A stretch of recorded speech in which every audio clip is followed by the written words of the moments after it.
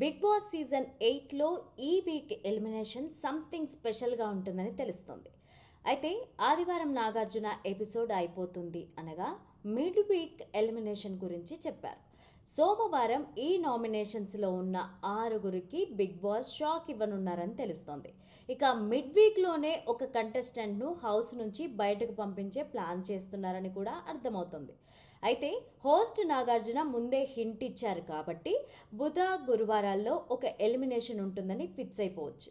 అంతేకాదు mid week ఎలిమినేషన్తో పాటు రెగ్యులర్గా వీకెండ్లో అంటే సండే రోజు జరిగే ఎలిమినేషన్ కూడా ఉంటుంది.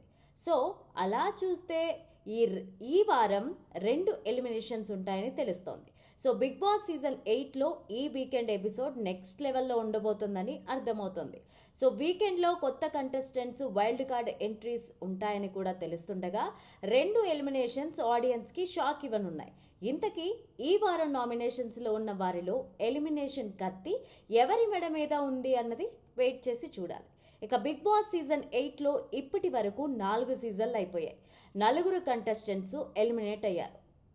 అయితే సోనియా, అభయ్, శేఖర్ భాషా ఎలిమినేషన్ మాత్రం ఆడియన్స్ అస్సలు ఊహించలేదు. సోనియా మాత్రం నిఖిల్, పృథ్వీల ఆట చెడగొడుతూ ఆడియన్స్లో కొంత నెగిటివిటీ అయితే తెచ్చుకున్నట్టు తెలుస్తుంది. అందుకే ఆమెని ఆడియన్స్ బయటకు పంపించేశారు.